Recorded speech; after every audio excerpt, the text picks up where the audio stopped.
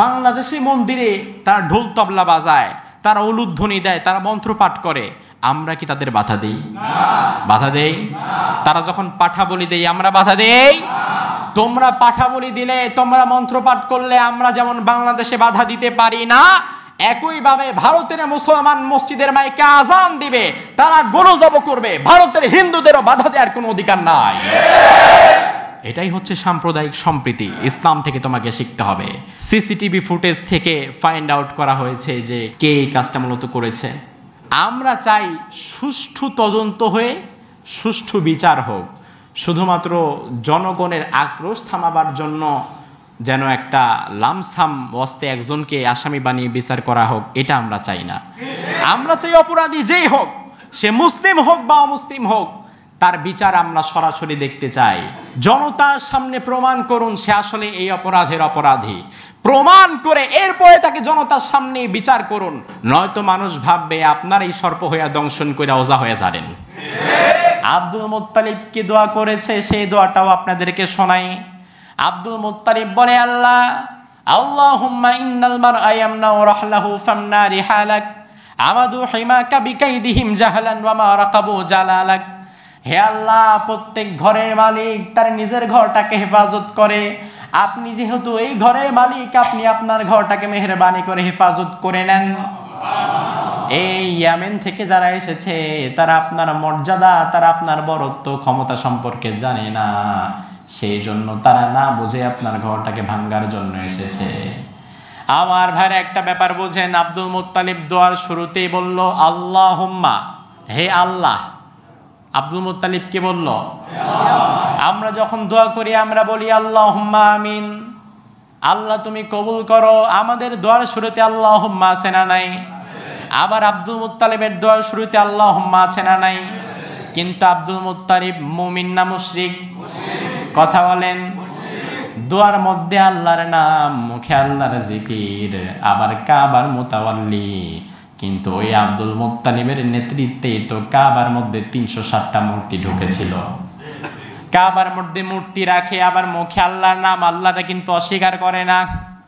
এজন্য আপনি যতই মুখে মুখে আল্লাহর নাম বলেন না কেন, আপনার মুখে যতই আল্লাহর নাম আর আল্লাহর জিকির থাকুক না কেন, আপনার জীবনের কোনো এক জায়গায় যদি 1 ইঞ্চি পরিমাণ শিরিক ঢুকে যায়, আপনিও ঈমানের খাতা থেকে বের হয়ে যাবেন। আপনি তো এলাকার মসজিদের সভাপতি, কমিটি, মুসল্লি, আর আব্দুল মুত্তালিব ছিল কাবার সভাপতি। কাবার সভাপতি থাকার পরেও শিরিক করার পরে মুশরিক হয়ে গিয়েছে। আর আপনি 2-4 রাকাত নামাজ পড়ে যদি শিরিক করেন, তাহলে নিজের মুমিন বলে দাবি করবেন কিভাবে? আমার ভাইরা, শিরিক খুব মারাত্মক। এক কোণা দিয়ে একটু ঢুকলে সব তছনছ করে দিবে। আমাদের মধ্যে এমন অনেক মানুষ আছে যারা নিজের ইমানদার বলে দাবি করে, যারা নিজেকে মুসলমান বলে দাবি করে, যারা বলে যে আমরা আল্লাহ ছাড়া কাউকে মানি না, আল্লাহই আমাদের রব, তারা নামাজও পড়ে, হজও করে, রোজাও রাখে, যাকাতও দেয়। ওই মানুষগুলো আবার বলে আমরা 70-80 রাকাত নফল নামাজ পড়ি, তাহাজ্জুদের নামাজ আমাদের মিস হয় না। কিন্তু এই মানুষগুলো যখন রাজনীতির ময়দানে যায়, তারা আবার বলে সকল ক্ষমতার মালিক হচ্ছে জনগণ, এই সকল ক্ষমতার মালিক জনগণ। অথচ কোরআনে আল্লাহ বলছেন আন্নাল কুওয়াতা লিল্লাহি জামিআ, সকল ক্ষমতার মালিক আমি আল্লাহ। রাজনীতিবিদরা বলল জনগণ, সরাসরি কোরআন বিরোধী কথা। সকল ক্ষমতার মালিক জনগণ বলার সাথে সাথে তার ঈমানটা হারা হয়ে সেও মুশরিকে রূপান্তরিত হয়। যতই তাহাজ্জুদ পড়েন, যতই নামাজ পড়েন, যতই মুখে আল্লাহর নাম নেন, আপনি যদি মুমিন হন, তাহলে আব্দুল মুত্তালিব মুমিন হবে না কেন? সেও তো আল্লাহর নাম নিত, সেও তো আল্লাহর কাছে দোয়া করত। কিন্তু আব্দুল মুত্তালিব এক জায়গায় শিরিক করেছে, আপনি হয়তো আরেক জায়গায় শিরিক করেছেন। আমার ভাইরা, শিরিকটা জীবনের যে কোনো এক জায়গায় করলেই হয়, বেশি শিরিকের দরকার নাই। আমাদের মধ্যে কোনো মানুষ ভণ্ড পীরের কাছে গিয়ে শিরিক করে ঈমান হারায়, কোনো মানুষ রাজনীতি করতে গিয়ে ভোট পাওয়ার জন্য শিরিক করে ঈমান হারায়। একটা বেলুন ফুটা করার জন্য 10টা ফুটা দরকার নাই, একটা ফুটাই যথেষ্ট। এখন কেউ ডান দিক দিয়ে ফুটা করে, কেউ উপর দিক দিয়ে, কেউ বাম দিক দিয়ে, কিন্তু ফুটা যে দিক দিয়ে করুক, বেলুন তো ফুটে যায়।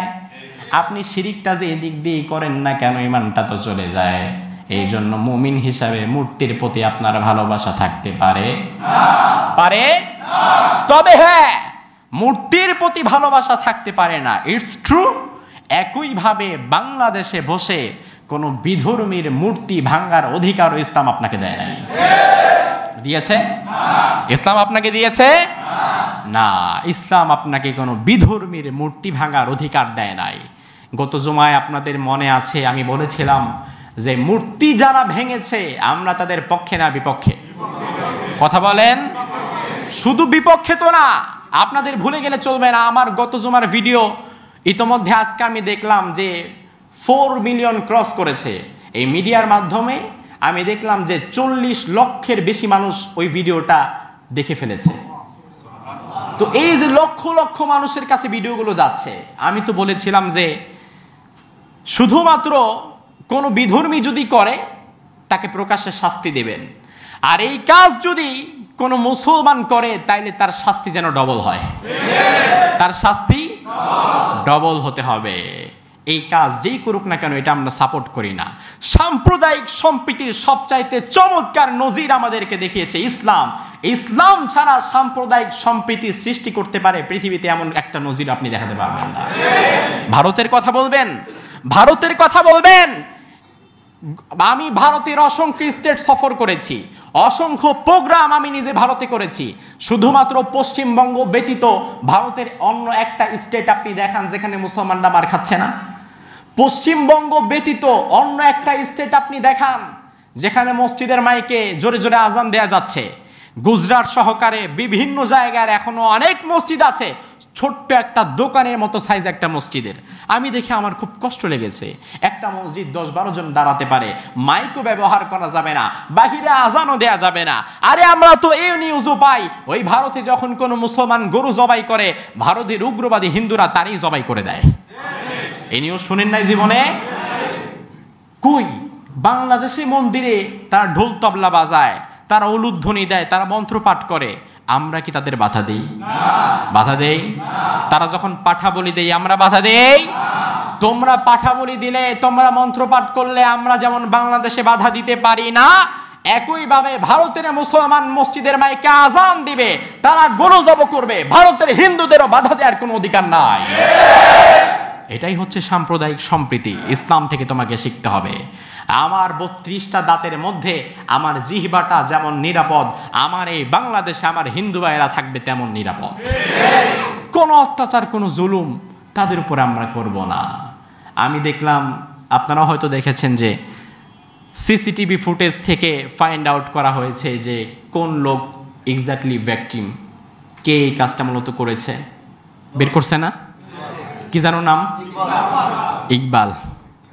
তো কাজটা যেই করুক, আমরা চাই সুষ্ঠু তদন্ত হয়ে সুষ্ঠু বিচার হোক।